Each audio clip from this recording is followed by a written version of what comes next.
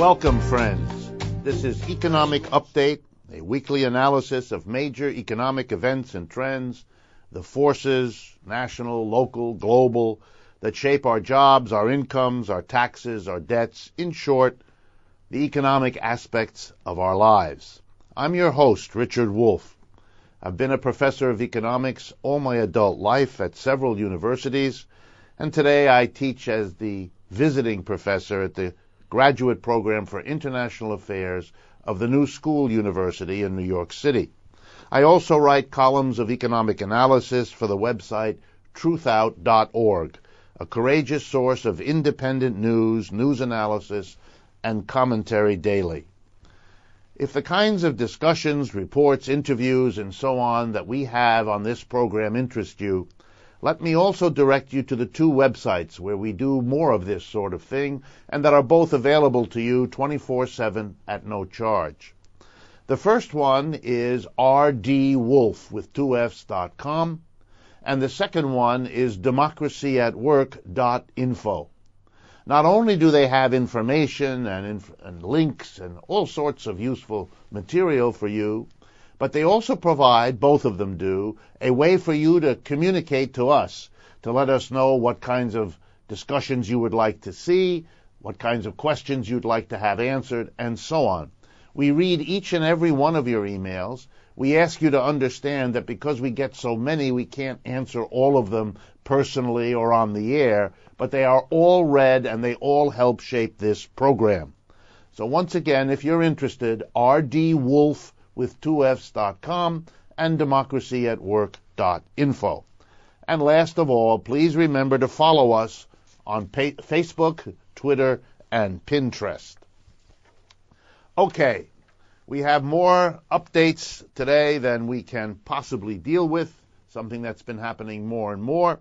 But before I get into them, I wanted to say two things. First, I want to honor the memory of Pete Seeger, who died this last week, and who shows us, for those of us that have followed his career for years, as I have, how it is possible to be an extraordinarily successful singer, folk singer, to be able to reach so many Americans, and yet also to be a courageous American, one who not only celebrates the wonderful things about this country, but who has also had the courage to point out where we can and should do better, to protest the injustices that exist, and yet all the way through to maintain the kind of spirit that makes all the rest of us proud that he was once among us.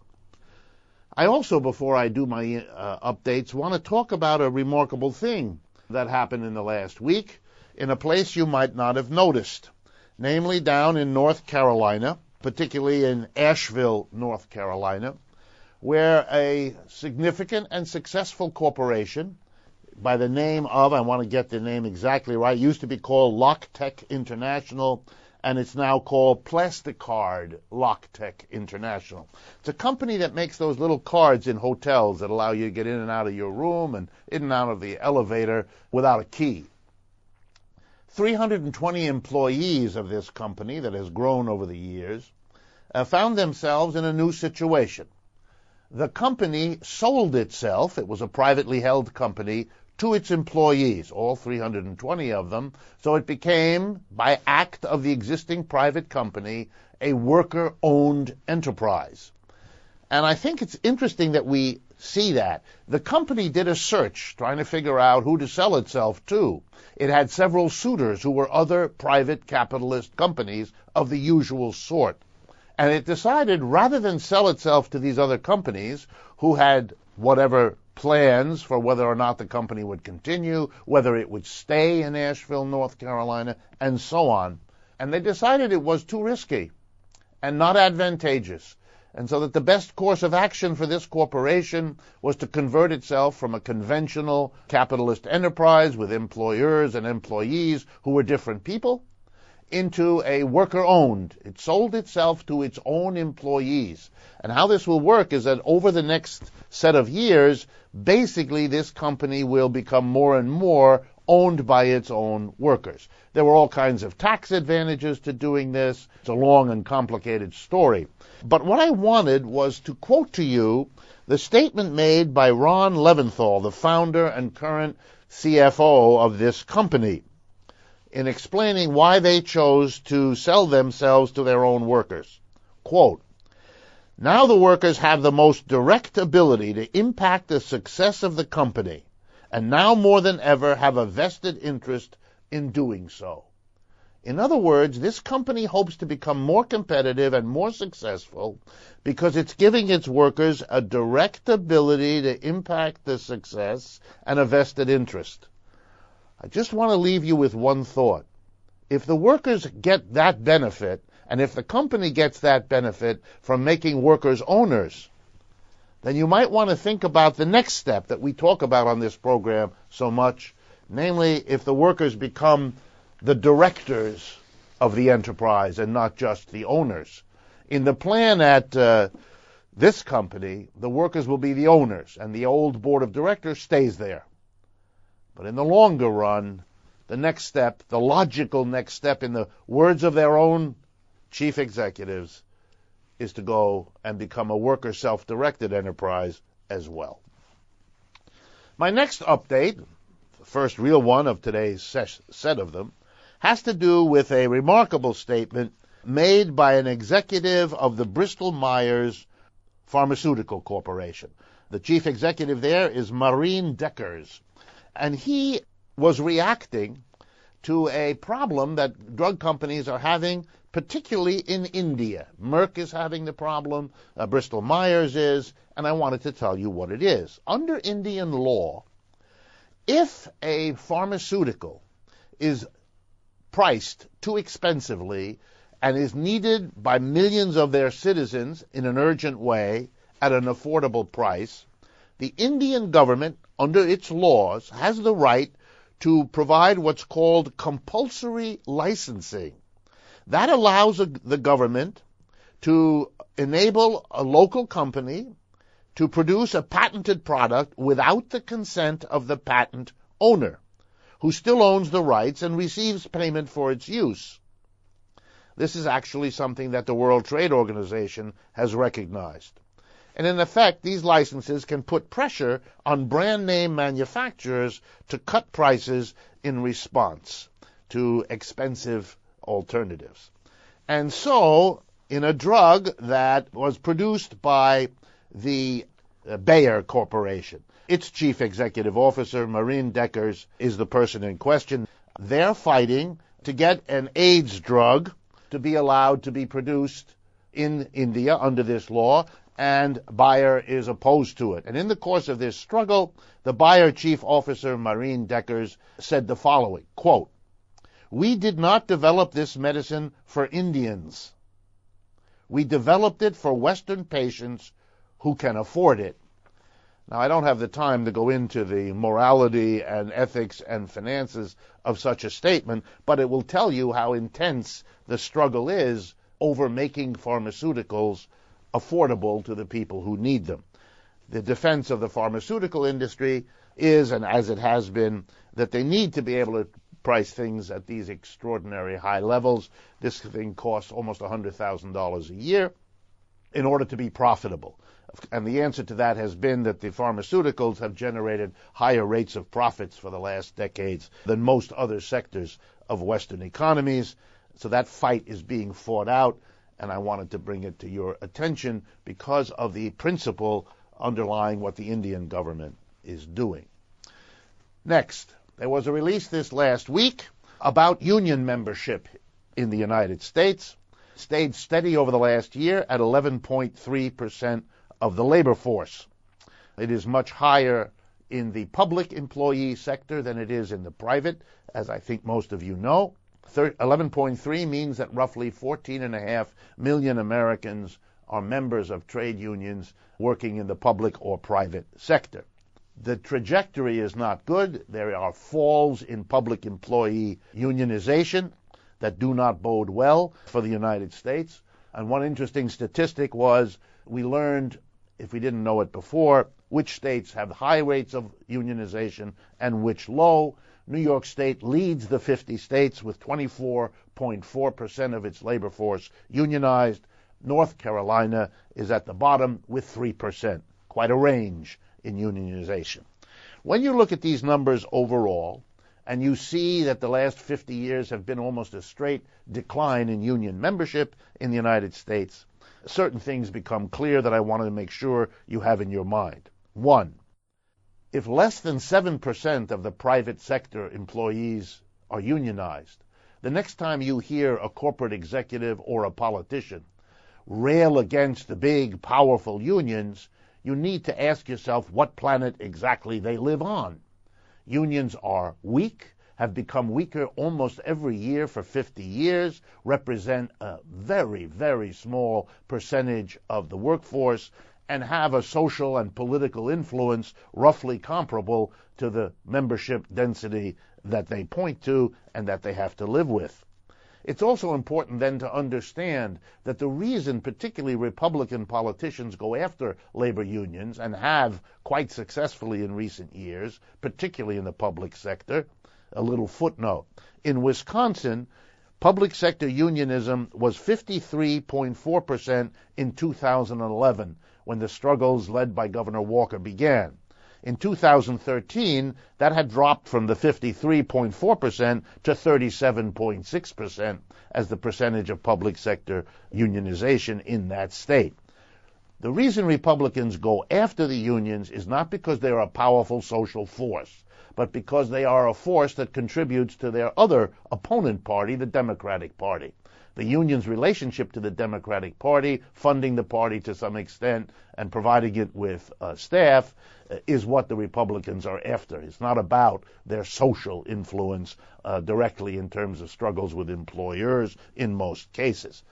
All of these statistics would lead one to expect and hope that the labor movement thinks about changing its long-term strategies, since whatever else they've accomplished, the decline in membership and influence is something that one would expect them to think about and change. Another update that I really cannot resist is the $20 million payout to Jamie Dimon of J.P. Morgan Chase. As I have stressed very often, this, which got a lot of attention, so I don't need to go over the details of it, this issue of paying executives highly is much more important in American media than I think it is or deserves to be. The problem we have is structural in our society. It has to do with the way our system works and is organized, and not with the relatively small, in the large picture, amounts of money, staggering as they are for individuals, that are the payouts to top executives. It's really not the issue, and it tends to distract people from the underlying systemic issues, just as the call to prosecute and imprison these folks does. It's not about whether that's a good or bad idea. It's about you're not going to change the system if you imprison or fine those at the top, since you've left in place all the rewards and punishments of the system that will govern the behavior of whoever replaces the person you fine or imprison or throw out of work. But nonetheless, having said all of that, there is something symbolically remarkable in a year when that corporation, J.P. Morgan Chase, had to pay record amounts of fines and admissions of what it was doing across the board in the foreign exchange market, in the LIBOR scandal, in inappropriate fees, in the mortgage debacle of the last few years, that the company saw fit to raise the salary of that fellow. In the face of what is going on in the United States, one has to recognize that something symbolic and therefore important is involved. The last update, before I turn to my guest and a different kind of discussion, has to do with something that is getting more and more attention, even though it doesn't deserve it. This is a myth, and the myth is there is a return of manufacturing to the United States. That is not the case. There isn't a return, or let's put it differently, the big attention given to a handful of corporations that have made a decision to do manufacturing in America is a small drop in the bucket against what is actually happening historically. So just so everyone knows, manufacturing today produces 12% of the GDP of the United States and accounts for 9% of the total employment in the United States. By one estimate of the Economic Policy Institute, over the last decade from 2001 to 2011, 3 million manufacturing jobs were reduced here in the United States. I want to stress that whatever the quote-unquote return is, the return of jobs to this country, manufacturing jobs, is, as I said, small. According to the New York Times, an article by Steve Ratner, some of you know because he had a great deal to do with the rescue, so-called, of the auto industry under Obama. On the 26th of January, the New York Times, he writes that since 2007, we've had a 12.5% loss of jobs in manufacturing, and this despite that there's been a 2.4% decrease in the real wages. So the wages of manufacturing workers have gone down, and instead of that leading to a growth of jobs to take advantage of the lower wages, in fact, we haven't had that. We've had a continuing loss of those jobs. And now the final kind of coup de grace of this whole discussion. Ratner points out, quite correctly, that we ought to compare the wages of jobs in the United States with those abroad in manufacturing to help us understand why this process isn't going to turn around anytime soon. Auto sector wages in the United States, over $45 an hour. By comparison, in Poland, $9.50 an hour. In Mexico, $7.80 an hour. In India, $2.10 an hour. In China, $4.10 an hour, all stacked against the $45 an hour in the United States. And last point.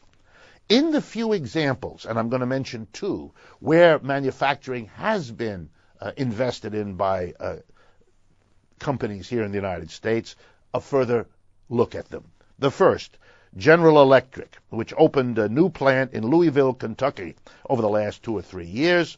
Here's the thing to keep in mind. First, the bottom level wage, the mass wage offered in that job, $13.50 an hour, gets you $30,000 a year, barely above the poverty rate for a family that had to rely on that amount of money. And the other big example, Volkswagen in Chattanooga, Tennessee, the base rate was $14.50 an hour, even with benefits, $27 an hour. By the way, Volkswagen was interested in coming to Chattanooga to pay $27 a year with benefits because the comparable outlay in Germany is $67 an hour. But the key point about the jobs that were created in Louisville and in Chattanooga, Louisville, Kentucky, Chattanooga, Tennessee, was the amount of subsidy provided by those two states to get those jobs there. It worked out to $577 million in Chattanooga, and I thought you might be interested. That works out to $288,000 per job created. That's money that the government, the state government, used to bring manufacturing. And the question is, what else can it not do? And what will be the effect on the American economy when the only few jobs you get have to be financed by subsidies of that size? Well, I have many more updates. They'll have to wait. I want to turn now and welcome to our program Max Wolff, somebody close to me, as you can probably guess, and a person who also teaches in the New School, the graduate program of international affairs at the New School University, and is also widely known as a person writing regular economic blogs both on the Huffington Post website and the Seeking Alpha website. Max, thank you very much for joining me today. My pleasure. Thanks for having me. Okay, the real topic for this conversation, and I have a set of questions, is to hear from you, a person who literally is paid both as a teacher and a consultant and an advisor to keep track of the macroeconomy here in the United States. We hear a lot these days, we heard it again on the State of the Union message of the President, about economic recovery. Tell me what you think. Is there a economic recovery, and what is it, and for whom is it? Sure. So we got 3 new data points across this week, this ending week of the month of January here. One is GDP running at 3.2%, which is better than had been expected. Less of a rate than we thought coming in. We thought more like 4% the previous quarter. We also got new jobless claims on Thursday, and we also got durable goods. I think this sort of tells the story pretty well. The GDP number looks pretty good at first blush, but we have to remember that the most accommodative, or about the most accommodative monetary policy, with the Federal Reserve doing everything they can do to help, that means going from $800 billion balance sheet when the crisis began to a $4.1 trillion balance sheet this week. With them doing everything they can, with the government running near $1 trillion deficits, we're getting about 3% growth with all that help. So it's not bad, but it's not great. The other two data points are a little bit more alarming. So that would be the durable goods, and that's really things consumer buys that last more than 3 years. So a washing machine, at least you hope, right? A washing machine, a television, a stove, etc., right? So it varies a bit. And then we also got the new jobless claims. The new jobless claims are a big deal because they tell us how many people were added to the rolls of the unemployed. That actually popped up much more than was expected. We got that news this Thursday. The reason I would call you to that, to tell you the story of the recovery, is we also saw the Congress cut food stamps and refuse to extend unemployment insurance. So what we've had is a sideways labor market, weak in December, not showing great strength in January, and what we've decided to do in response to that is keep the stimulation up in the monetary markets, congratulate ourselves about a recovery, and true, things are better than they were, but also slash the social safety net for food and or emergency financial assistance to the people who need it. That's a perfect version of where we're at. Depending on where you sit, it can either look like a pretty darn good recovery or a pretty insulting discussion about recovery. And that really is the story of the bottom 80% of Americans for whom recovery is just an insulting thing they read in the newspaper, in the unlikely event they read the newspaper, whether they hear on the radio or see on the internet. And then the top 20% for whom they're live it, they can feel it in their bones, and they really have had a recovery. Despite the recent swoon in the stock market, the broadest measure of equity prices is up about 150% off the trough in 2009, and 150% increase in your wealth would make you feel like a recovery pretty darn quick. So give me a better idea. Let me follow up on that. Tell me more about, first, those who've been helped, those who've done well. Tell us a little bit about this stock market rise. How have individuals been affected by the rising stock market, and how have corporations participated in this recovery? And then we'll turn to those who are just the spectators of this. Sure. Well, there's a lot of diversity here, from rural versus urban to Northeast versus Midwest versus Southeast versus West Coast, right? So a lot of differentiation. Part of what happens in economics is we like these tools of analysis that aggregate things, that shove things together, make us easier to sort of fetishize our measures. What's easy for us in writing a statistical report doesn't necessarily do a very good job of explaining the lived experience, right? So when I teach this in my class, I always say the following. The average American couple has 1.3 kids. It's a good warning about averages, because if you get caught with 0.3 kids in your house, you're going to go to jail, and you probably deserve to go to jail, right? So there are some problems here with averages. And those problems of averages get worse the more unequal a society is. So on average, we have recovered a bit. The problem is about half the total wealth or income in the United States or more goes to that top 20%. So if they're doing better, everything looks like it's doing better. So the numbers aren't lying to you. It's just the problem. It's the 0.3 kids, right? And to some extent, if you want to really push this analogy, the top 20% got the one kid, and the other 80% are sharing the 0.3 kids. And that's a little bit the story of the recovery. Compare corporate profit. Have corporate profits recovered as well as stock prices?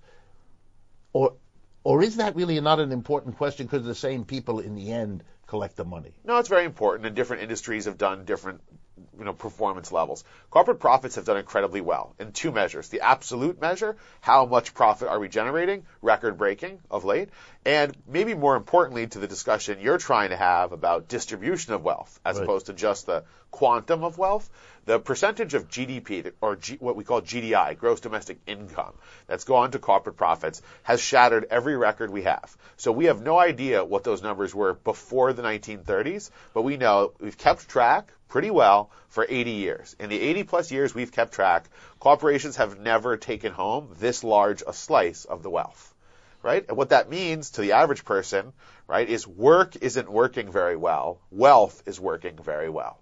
The more your life is about having wealth, that's the best of jobs, serving wealth, or having proximity to wealth, which is gaining nicely, the better off you're probably doing. And the more your life is about income, particularly income in lower paid jobs or more fragile jobs, the more the recovery is something that probably just makes you feel worse about your poverty as you imagine other people are doing well. Right. Okay. Wonderful. And last thing about those who are doing well, give us some idea of the stock market from the time the crash hit, sort of late 2007, to the present. Give us an overview of what happened, who lost, who gained, a kind of a sense of how the stock markets function to reflect what you've been saying to us. Sure. So last week I participated with NPR, National Public Radio, and we had roundtable discussions. Very good questions. And they were really about how the market is celebrating the 5-year anniversary of a 5-year bull market. So basically, there's some dispute about when we should start this. In my opinion, the bull market really began in March 2009. There'll be other people who will tell you it's really February. It's not very important to anyone, and certainly probably not the most important issue to your average listener or viewer. But the point is, it's been about 5 years. In that 5 years, the stock market has basically gone up over 150%. Been a rough couple of weeks here in January, but we're up still about 150% off that base. So if you had $1 million and you were working hard 5 years ago, your wages have gone up exactly nothing. But your income has gone from, your wealth has gone from $1 million to somewhere on the order of $2.5 million, right? And that tells a bit the story. So if you look at the average American employee, adjusted for inflation, they're actually making a little bit less than they were 5 years ago, and about the same or slightly less than they were 10 years ago, right? However, if you look at wealth is actually nicely up, particularly the last 5 years. But to be fair, that's off a very low base because the sort of financial world was in an advanced state of decline there in 2008 and 2009. Right. So if your income is mostly about money from wealth, interest, dividends, capital gains, things like that, and we do know that a tiny percentage of the American people own the bulk of the shares and the forms of that, then there's the key explanation, in a sense, to the growing gap between rich and poor, that more than anything else, because you've told us that those dependent on wages are more or less where they've been over the last 10 years. So if we have a growing inequality, which every measure we know of basically says, then the explanation is the extraordinary increase in the returns to wealth, the extraordinary gains made by those who already were wealthy in becoming that much more wealthy. Sure. Well, I mean, the basic ways that we give opportunity to people so they can increase their lot in life materially, and we push people ahead, are incomes from work. That's the big one. And then the other huge one that we tend to forget and not discuss for cultural and political reasons in the United States is public goods and public services. And rather unfortunately, and somewhat unusually in the United States, in the midst of a recession, we have slashed public employment. We have slashed public service provision. So we're disinvesting in roads. We're disinvesting in bridges. We're disinvesting in schools. So what we're doing is saying work isn't working. You're not getting a raise. And we're going to make it harder for you to get ahead in the future. Wealth is working. You are getting a raise, and you are going to get one in the future. And the good news is, if you're doing really well, you'll pay lower taxes. And the bad news is, if you need an even playing field, if you're young, and the young have done very badly in the last 5 to 10 years, you're really, really badly, then basically you're on your own. Good luck. Work hard. You might be the 1 in 100 who succeeds. And then we just sort of hope that everyone forgets that if 1 in 100 succeeds, it's a wonderful story. It is inspirational. It's a great part of the American culture. But it also has a dark side, which would be the 99 people who didn't. Right. Last point before we take our mid-program break. Can you expand a moment on your point about young people? Tell us a little bit about their particular position in the story you've been evolving. Well, it turns out, rather not so shockingly, that the youth in the United States are unbelievably burdened with student loans, right? If they went to college at all, even an associate's or a 2-year program. Part of this is to do with the growing evidence of chicanery here in the private for-profit ed space, which is really unsavory in many, not all firms all the time, but it is populated by an unduly large number of unsavory folks who figured out a way to suck up federal aid money in the form of student loans and basically give these people little or nothing, and they go on to not do well, right? So we have that problem, the student loan problem, which is $1 trillion growing fast. It is a national shame and a huge debilitating factor for a whole generation of people. So that's part of the story. But the truth is, it's very hard to climb the ladder if you're not allowed on the first rungs. Right? This is a story about racial bias historically, about gender bias, about sexual orientation bias in America, but increasingly it's a story about young people. If you came onto the labor market, if you went out and looked for a job, if your formidable career formation should have taken place between 2000 and 2014, and really particularly between 2007 and 2014, 7 years, you have been left behind in a structural way. And, we hear all the reports. For some people, this means living in your parents' basement. For other people, it means having 3 jobs. For lots of people, it means they can't afford to get married. They can't afford to buy a home. They can't afford to have a child. They can't afford to go on vacation. And this has become an epidemic. So we're looking at a generation which not only is unambiguously going to be poorer than their parents, but has given up the hope of being as wealthy or wealthier than their parents, and are literally doing a mediocre job of trying to survive at whatever's left of the semblance of a middle-class life that they thought was their birthright, or that they thought they would get through hard work. And the wage numbers and the career numbers and the labor force participation numbers tell us that dream has faded for an awful lot of people in this generation. Thank you, Max. We're going to take our short break at the middle of this program, as we always do. Please hang on. We're going to return with Max Wolff, economist, blogger, professor at the New School in New York. This conversation will continue. Please return with us in a couple of moments. I'm going to sail around the world. Welcome back. This is Richard Wolff. The program is Economic Update. And I'm going to return to this interview we're having with Max Wolff, economist, blogger, and professor at the New School University in New York City. We've been discussing the recovery and how it has impacted some people quite nicely and the vast majority not so well, to say the least.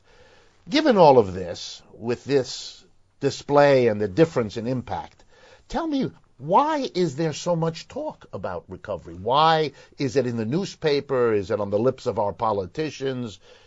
Who benefits from hyping this recovery if it has the reality you just depicted?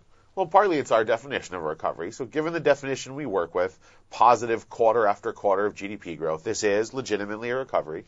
Partially, it's the criteria looked at by the National Bureau of Economic Research, right? The NBER, which actually has the official duty. They have something called the Business Cycle Dating Committee, and they actually have the duty of telling us, okay, we were in a recession, now we're in a recovery. And so they've certainly signed off on the recovery thesis for several years now.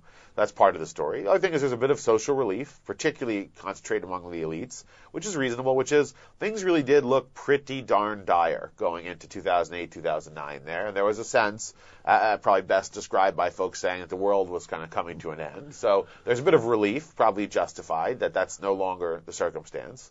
Those are the kind of good reasons. The other quasi-good reason is we know that if people are frightened about the future, if they believe the economy is in bad shape, if they believe the future is daunting or frightening or likely to be unfortunate for them, they will do things that make the economy worse. They'll save more money. They'll be generally more down. They'll go out less. They'll be more frightened to buy things. If they're corporate or managerial class people, they will also hire fewer people. They'll be afraid to make investments in a new factory and hire the people or add employees. So the belief that things are bad will make them worse, right? I like the following phrase: all market prophecies are self-fulfilling, because largely markets are group psychiatric dynamic, right? As opposed to rational engineering. As much as we like those models in economics, the group psychology models tend to be more accurate than the engineering models, even if they're less precise, right? So there is a reason to tell people a happy story. However, there's a risk, right?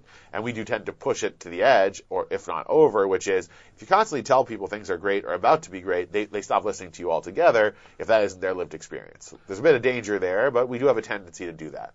The other reason politicians talk about it and companies talk about the recovery is because they're telling you to buy more things. If they're a company, they're telling you to buy more of whatever they're selling. And if they're a politician, they're basically telling you they're doing a good job. Because one of the things we know for sure, right, left, center, right, Republican, Democrat, independent, basically the public looks on the success or failure of politicians in many regards on what's the economy like, what's my future like, do I have an okay job, can I get a raise, can my kids get a job, can my parents get into proper medical care, et cetera, right? So you're basically telling people that you're doing a good job, which, while a little bit less than humble, is not exactly unusual. But it's not exactly accurate given what you've told us. But you still want to tell that to people all the time anyway, because you're giving yourself a positive review in the effort to influence their sense of how well you're doing. Sure, it could be positive. Again, look, economy is a big patchwork. 315 million people in the United States, huge country, right, with vast differentiation, vast inequalities, and vastly different stories for different groups, different regions, different industries. Well, Max, I want to ask you to do something that is relevant to you less as a professional economist, but more as a citizen of this country. But I want to put the two together by saying, let's have your opinion about a question that I think is on more and more people's minds in this country. As we watch the gap between wealth and poverty, or wealth and the middle class, as it is so often referred to in this country. I like my own term for this, which I stole partly from Prince, the recording artist, which is I like to call the American middle class the artist formerly known as middle class, because we still have the understanding that we have a middle class, and obviously statistically there's always something in the middle, but we decreasingly have what I think is a real middle class. What made the middle class so strong, so vital, so empowered in the United States, in my opinion, were 4 pillars, which was the sort of expectation of a living and rising wage, the ability to retire, the ability to send your kids to school, and access to quality medical care. Probably home ownership should be in there too, so maybe 5. And what I think the economy's done over the last 40 years is kick out one leg after another. With each crisis, one of these legs either gets kicked out, cracked, or shortened. And so we have a situation where, of course, we still have a middle class. Of course, we still have a larger middle class than many developing countries that are poorer. But our middle class is smaller, it's more fragile, and it's easier to drop out of into poverty every year than it was the year before. Right. So here's then my question. In a society that has prided itself on a big middle class, that has justified all kinds of actions it's taken for the last century on the grounds of its commitment to a middle class that has all those legs and all those 5 legs in place. Is it a sustainable political trajectory? Is our future as a nation going to look anything like what it's been for the last 50 years, given what you've said? In other words, what is the meaning to our kind of a society with our kind of self-consciousness when the basis of a middle class is suffering the undermining you just so nicely summarized?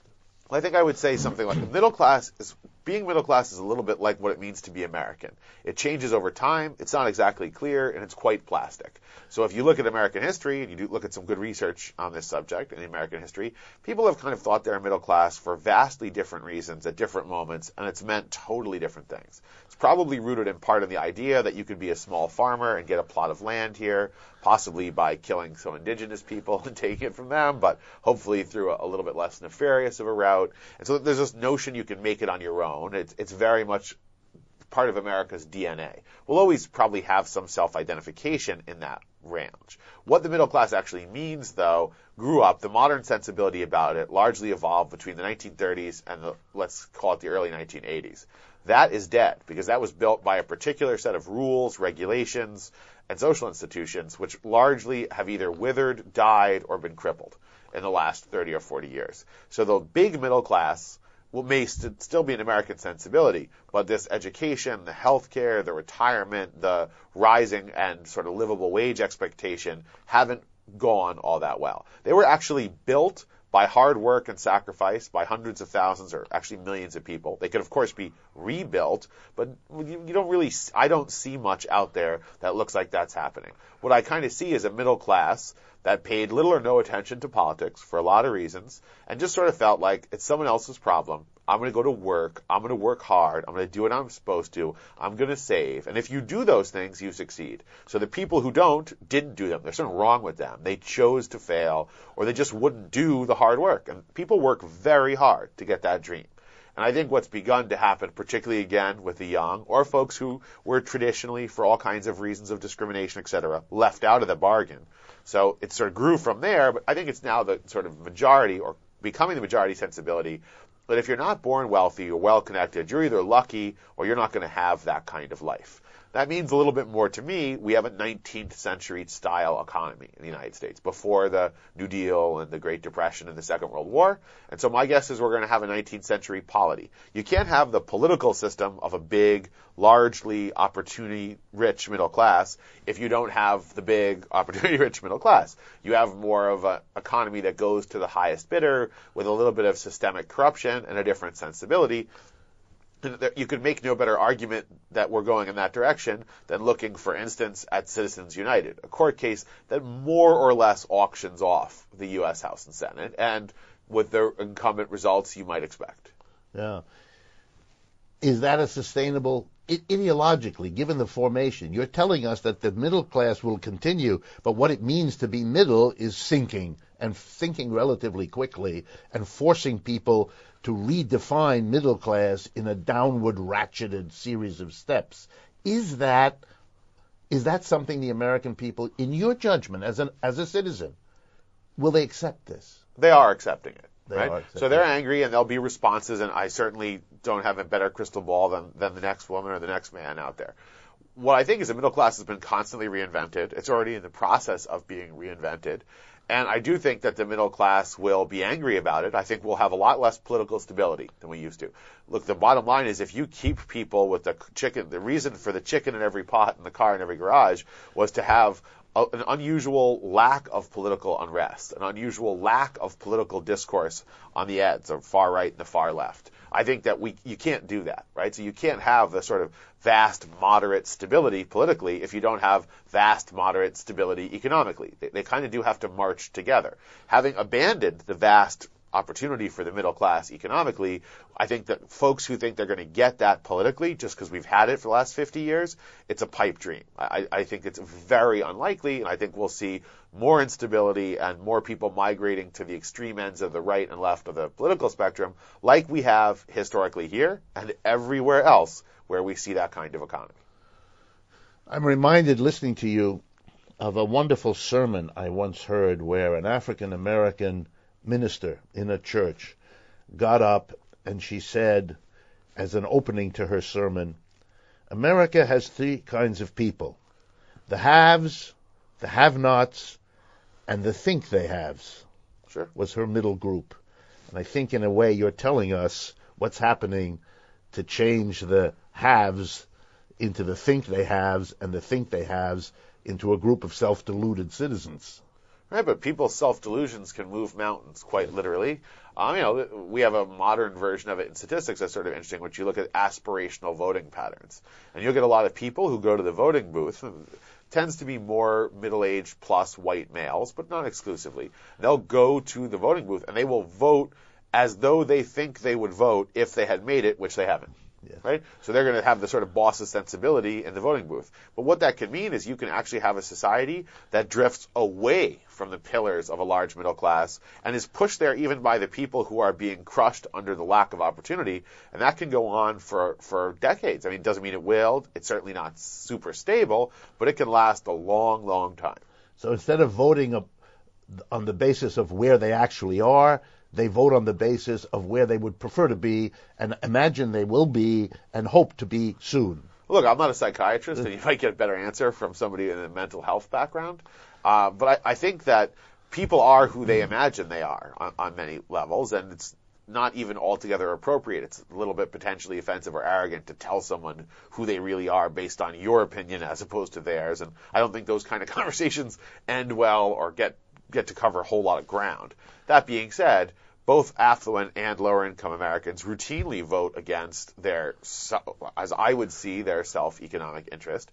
And figuring out why is probably a cultural and political story more than an economic story, but that can go on for a long, long time. And indeed it has. And look, I think part of the problem American discussions about inequality have right now is we seem to take as our baseline, our normal, an abnormality.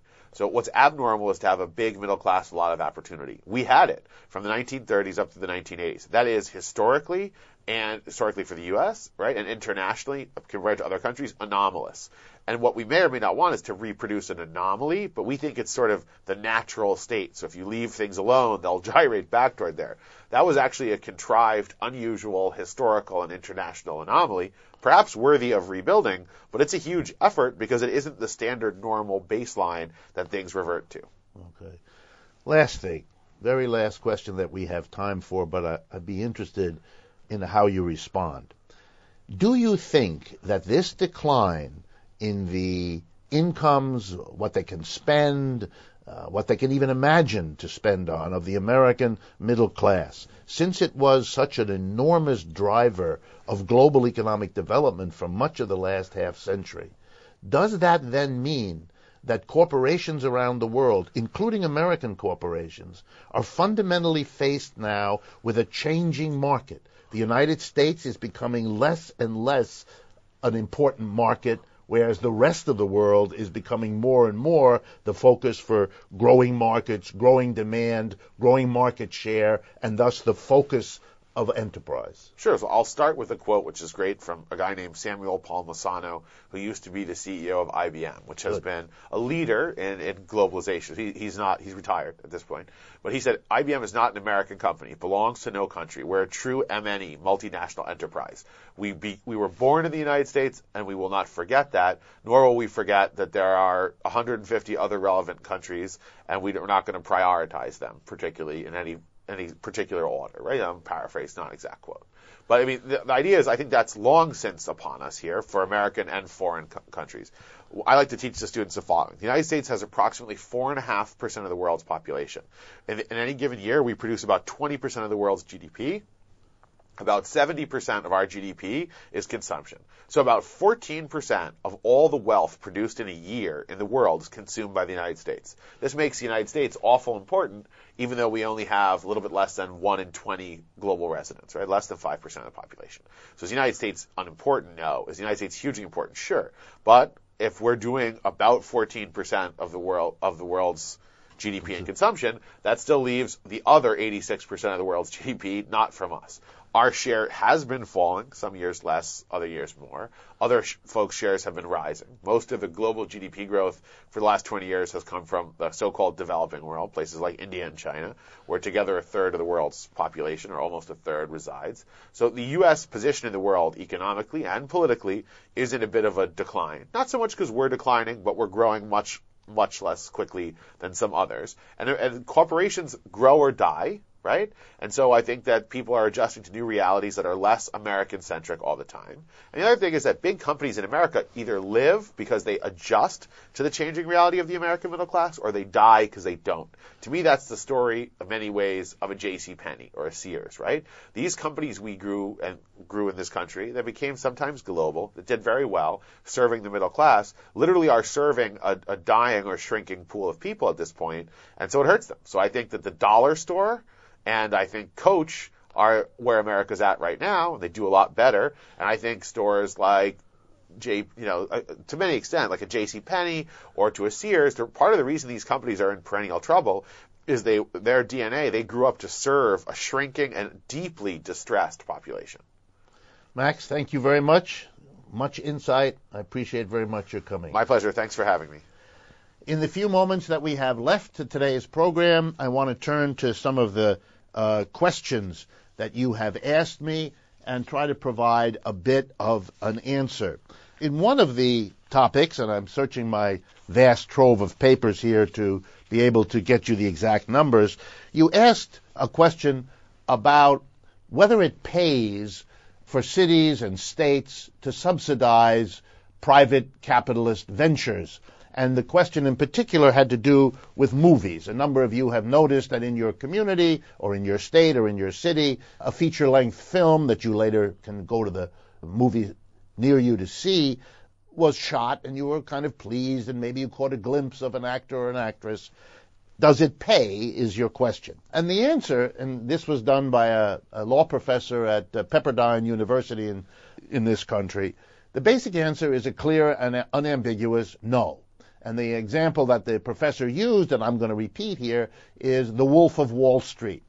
Basically, the state of New York, which hosted the filming of that motion picture, provides a 30% cut in taxes to give the incentive to have that done here as opposed to another state or, for that matter, even perhaps another country.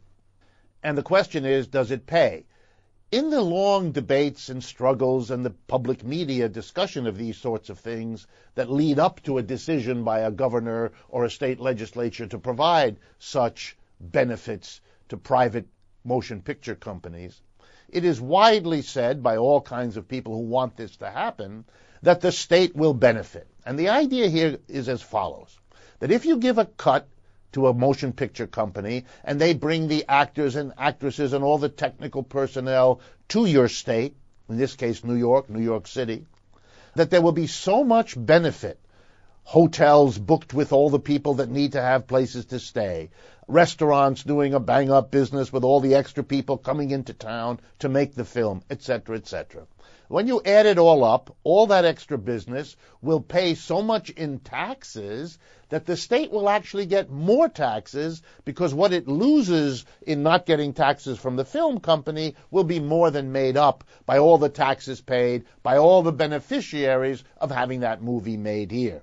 Well, mostly that kind of discussion is never tested later on. Nobody actually follows up after the movie is made, most of the time. And by the way, the same applies to a stadium that is funded by public money, built for a football team or a basketball team, or 100 other examples like this. There's very rarely any follow-up study. So I was much taken by Professor Karen from Pepperdine in his blog when he did the work. And he showed in the case of The Wolf of Wall Street, and indeed in his work, he shows it for many motion pictures, that it's not true. And in the case of New York, you might be interested to know that what the state got back in extra taxes for what it lost came out to about 30 cents on the dollar. For every dollar it didn't get by giving a special deal to the motion picture company that made The Wolf of Wall Street, it got back 30 cents. In other words, the people of New York subsidized a private corporation, and it cost them plenty to do so. There were particular beneficiaries, hotels, restaurants, and others in New York who got a benefit. But for the state as a whole, for the taxpayers as a whole, no. It's a losing proposition. The next question is, again, about that topic of manufacturing coming back to the United States. And that's one of the reasons I spent so much time on it at the beginning of this program. But here's a particular question. Does manufacturers' return to the United States, even if it is much less than is hyped, does it at least mean more jobs? And the interesting answer to that is no, actually, it doesn't. Because increasingly, the jobs that are coming back here have to do with shoring. It's called, I believe the phrase is shoring, bringing production back from a far distant overseas to a closer location because of tax advantages, because of political considerations, because of being worried about disruptions in long-distance flows. You know, if you produce in China, the stuff has to come all the way back here. But it turns out that more and more of the manufacturing that is brought closer is also being automated and being transitioned from workers to robots. So in a sense, we have now a complicated global situation. In America, we use largely people at high wages, which means we have two options for our capitalist employers: to go elsewhere where the wages are much lower, or to substitute robots. And we're beginning to see a little bit of a combination. Nearby, not in the United States, but much nearer, with many more robots, seems to be an optimum solution for an increasing number of corporations. Bottom line, and not a surprise, what is being done and what is being contemplated is driven by corporations who are in turn driven by the needs to grow, the needs to make profits, the needs to make market share expand, and the needs to take into account, as Max so well told us, where the markets are growing and where they are shrinking. Those are the considerations, and the decisions of corporations are being made to meet those goals, and we live with the results. In an economy in which living with the results and having little or no influence is the norm. And that's the question in the end we all have to consider. Thank you very much for being with me. Thanks again to Max for sharing today's program. This is Economic Update. I'm Richard Wolff. Please remember our websites, rdwolf.com and democracyatwork.info. I will look forward to being with you again next week.